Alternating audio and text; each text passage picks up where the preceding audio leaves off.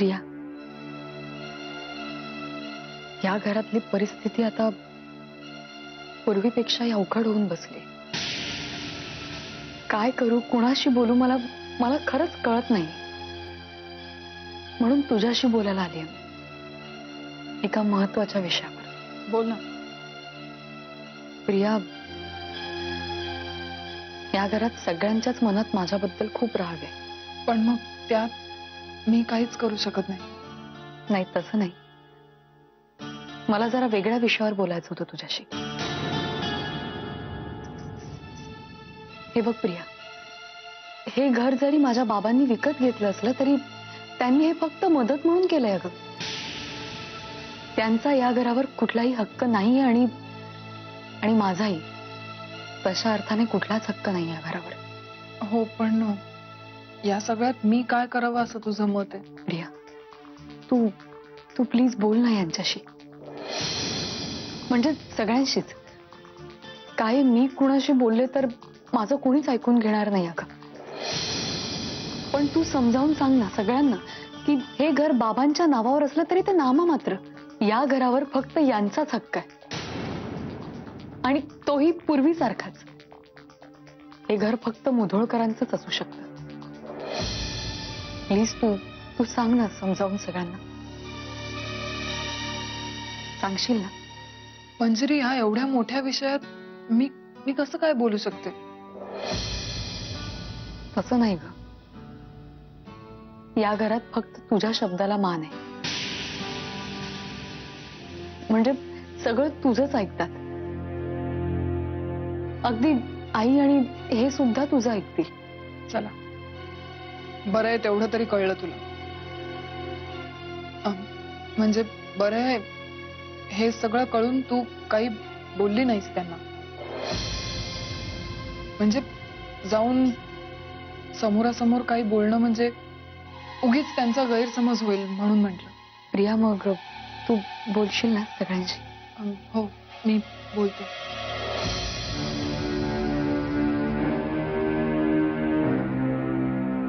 आत्या, आत्या हो, मी तुमच्याचकडे येणार होते. ते कशा पाय का माझ्या दर्शनाचा नवस आहे तुझा? नाही, तसं नाही. जेवण तयार झालंय, तुम्ही सगळ्यांना सांगता का मी पानं घेते? जेवणाची वेळ झालीये ना, मग सांगायला कशाला पाहिजे? येतील की समजे आपोआप. तुझा पानं लाव समजायची.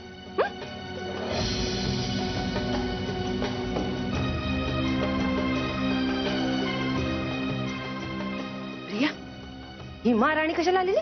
हिचं काय होणार आहे मला काहीच कळत नाही. इतकी मूर्ख कशी काय ग ती?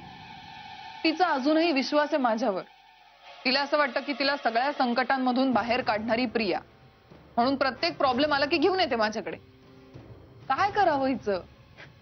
काय करावं म्हणजे साधी गोष्ट आहे.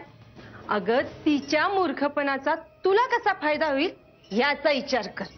कळलं? अन प्रिया, काय बी झालं तरी या टायमाला सत्यजितला मिळवल्या बगर राहू नगस.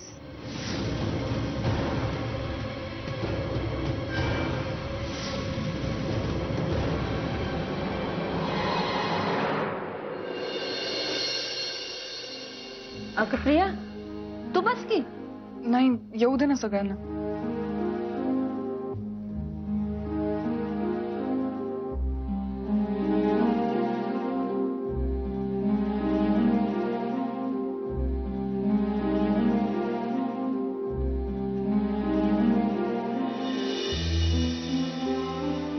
एक मिनिट थांब. म्हणजे आजपासून या घरात ही सगळी कामं मंजिरी करणार नाही.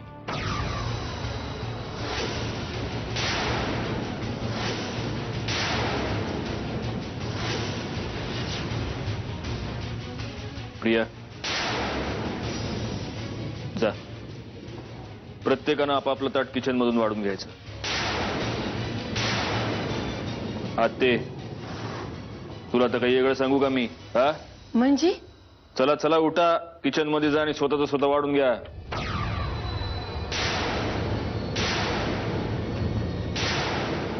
तुम्हा दोघांना वेगळं सांगायचं का मी आता? अहो असं काय करताय? सगळे बसतात ना एकत्र जेवायला, वाढेन मी. तू बस तिथे.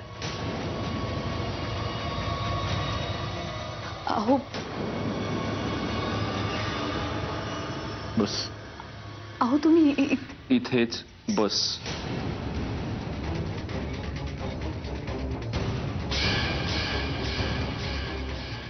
आजपासून तू या जागेवर बसायचंस,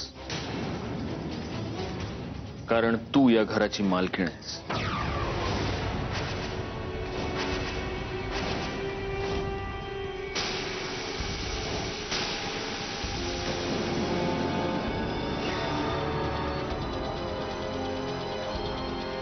काय वेगळ्या भाषेत सांगायचं का आता तुम्हाला? चला.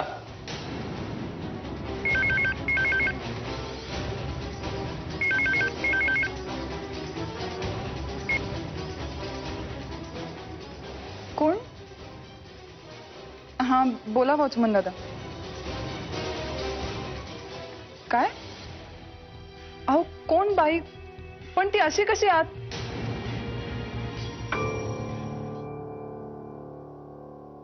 एक मिनिट, तुम्ही नाव विचारलं त्यांना? सत्यशीला मुधोळकर.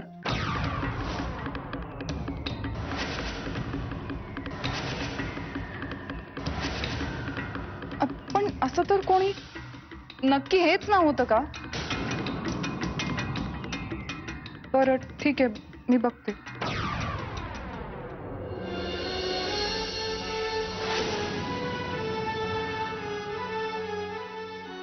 यायचं का आम्ही घरात?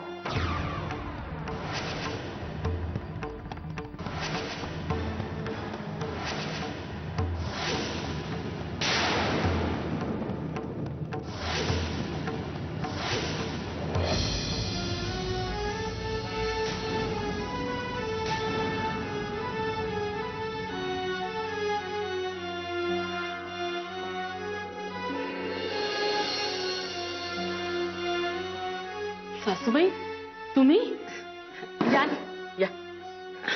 नमस्कार करते. सौभाग्यवती बाबा.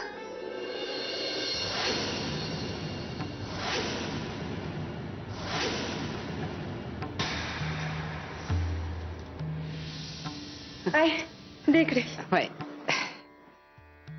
तुम्ही अशा अचानक? काय करू,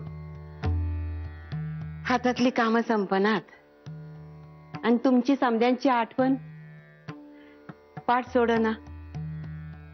म्हणलं चला पिलांना भेटायला जाऊया.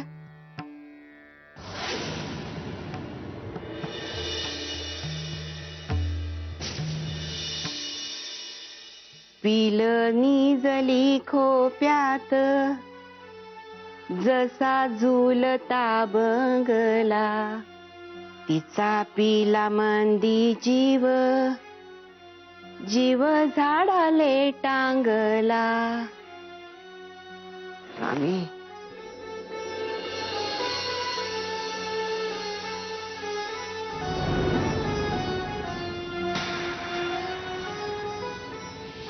बरं झालं तुम्ही आलात ते. म्हणजे आता आपलं कुटुंब सुद्धा मोठं झालंय. तुमची सगळ्यांशी ओळख. तेच म्हणते मी.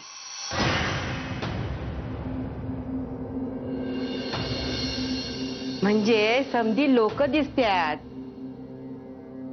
कुटुंब मोठं झालंय ना व. खरं तर सत्यजितच्या लग्नाचं मी तुम्हाला कळवलं होतं पत्रानं.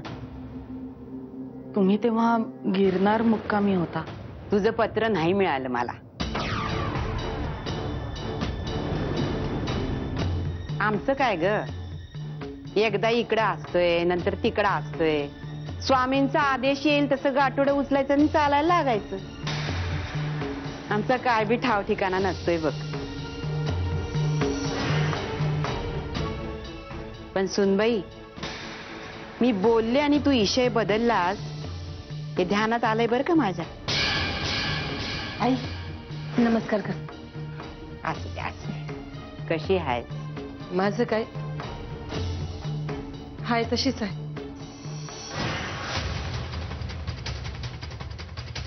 लेकरा कसा आहे?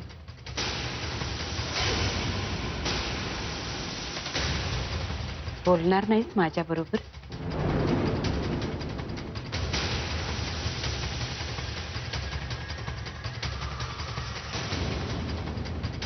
सत्यजित, सोनबाई, हं? लेकरू हाय तसंच आहे बघ. त्याला मी आवडत नाही आणि मला त्याचा हेकेखोरपणा.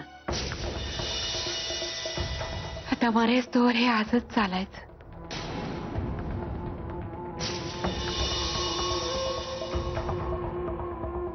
सासूबाई, तुम्ही प्रवासाहून आलात, दमला असाल. तुम्ही विश्रांती घ्या, मी बघते.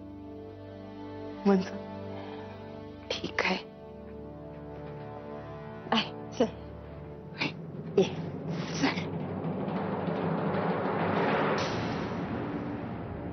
घरातल्या मोठ्या माणसांशी वागायची ही पद्धत नाहीये सध्याची. घरातल्या मोठ्यांशी ना आई, मग हिचा काय संबंध? अरे त्यांना तू कसं नाकारू शकतोस? 1000 वेळा त्याच विषयावर बोलायचं नाहीये मला. सत्यची, त्याच 1000 वेळांपैकी एखाद्या वेळी तरी तू शांतपणे विचार करून बघ ना. ती आता का आली इथे? आता त्यांच्या येण्यावर आणि जाण्यावर कोणाचं काही बंधन आहे का? तुला माहित होतं ती येणार आहे म्हणून? नाही, खरंच नाही. पण तो मुद्दा महत्वाचा नाहीच आहे. तू एकदा तरी माझं म्हणणं ऐकून घे. फेकून दिलेला भूतकाळ पुन्हा रंगरंगोटी करून शोपीस म्हणून बाळगायचा नाहीये मला जवळ. शोपीस? अरे जिवंत माणसं आहेत ती, नाती आहेत. काही झालं तरी त्या तुझ्या आजी आहेत, तुझ्या वडिलांची आई आहे ती.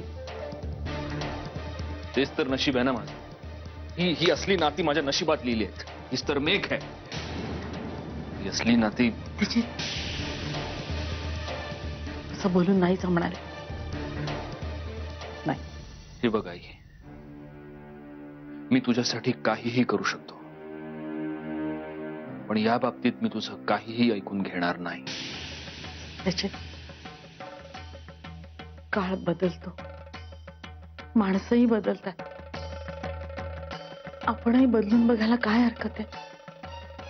आई, मी तुला आणि आत्याला बजावून सांगितलं होतं, मुधोळकर आडनावाचा कोणीही नातेवाईक मला कधीही या घरात नकोय, त्यांचा साधा उल्लेखही नकोय. तरी सुद्धा आता ही बाई का आली इकडे?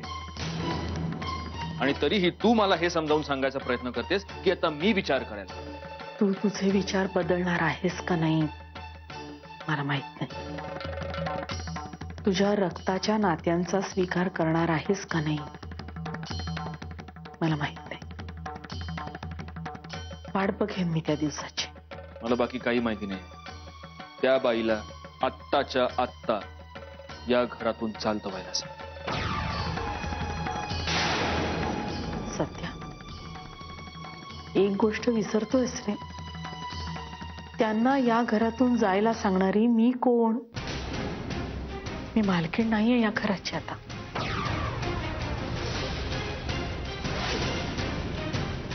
मला तर मुळात हे कळत नाहीये की ही बाई इकडे आली आहे कशासाठी.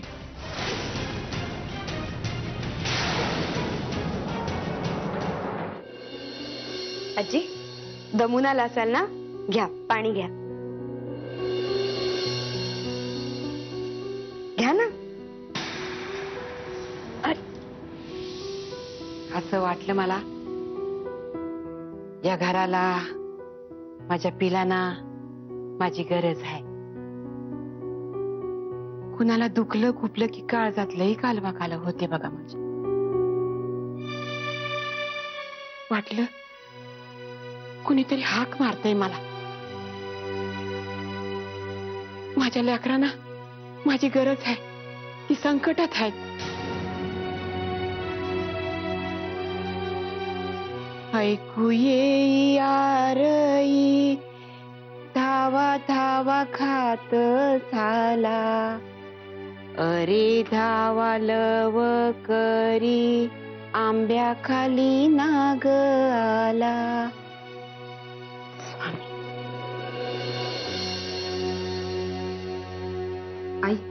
पाणी. लक्षात आहे म्हणजे तुझ्या. काचेच्या गलासातलं पाणी मला चालत नाही. बर बर.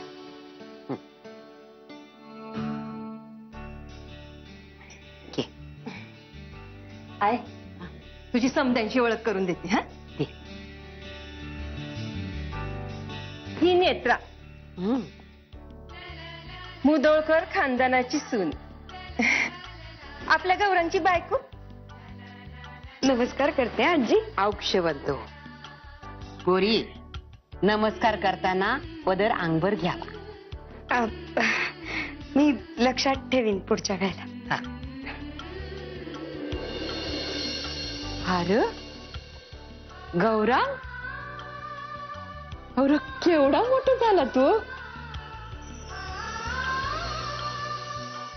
आतापर्यंत नाक पुशीत होतास की रे. आता बायको बरोबर उभा आहेस. आणि आहे हा. ही प्रिया, हिथंच राहते या.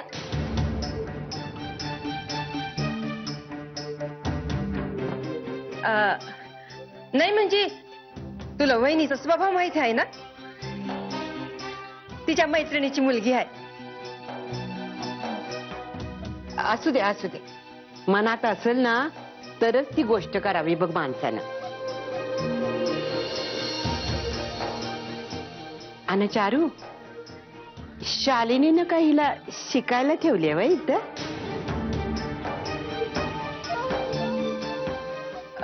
नाही आजी, शिकवायला.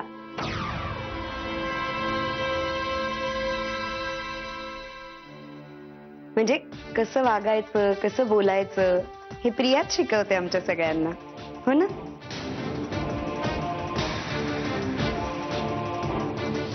हाय, अगं लय हुशार आहे. अगं तिची आई गेली ना, त्यानंतर ही एकटीच पडली. अगं म्हणून वहिनीने इथं बोलावून घेतलं. तेव्हापासून ती इथंच राहते आणि समद्यांची काळजी घेते बघ.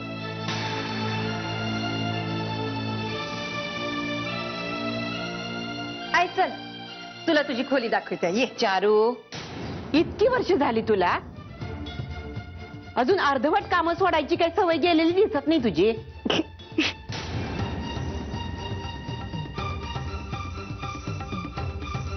आता हिची ओळख करून दिली नाहीस तू. ही मंजिरी, म्हणजे हिचं नाव मंजिरी. एवढंच. नाही, आपल्या सत्यजीतची बायको आहे ही. असं. औक्षवंत.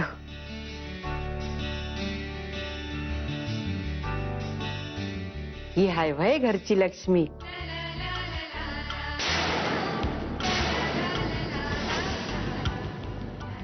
माझ्या लेकराची बायको मंजिरी. लई गॉड नाव आहे बघ तुझं.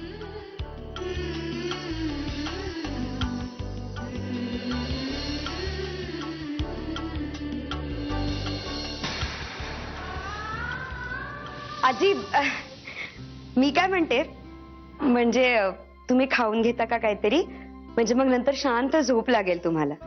असू दे ग पोरी. अग मला बाहेरचं अन्न वर्ज्य आहे. मी माझा शिदा सवताच बनवते आणि मग खाते. माझं झालंय. तुमची पानं वाढली आहेत ना व, जेवून घ्या तुम्ही. तर माझं लेकरू काय करते ते बघून येते मी. बर. आय, सत्यजीतची खोली दाखवते. ठाव आहे मला.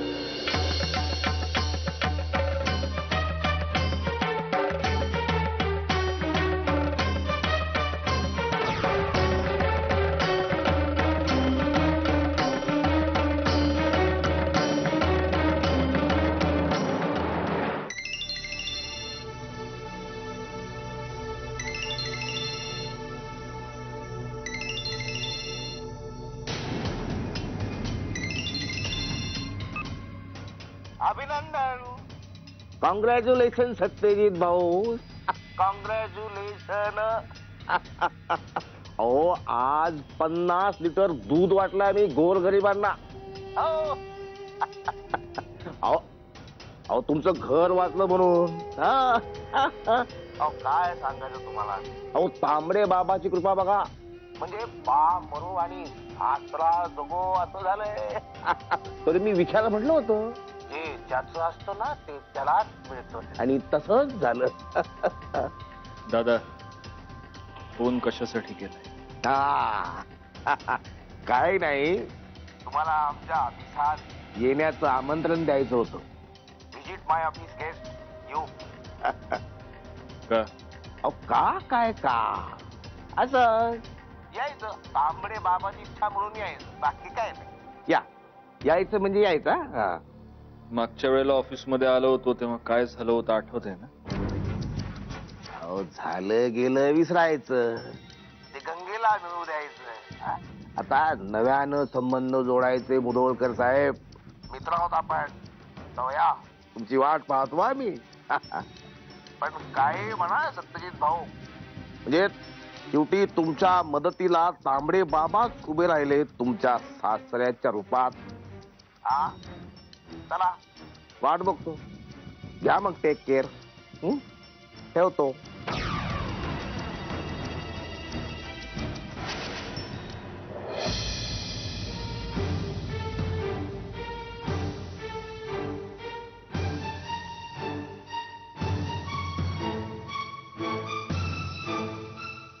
लेकरा मी इथं आलेली तुला आवडणार नाही हवाय.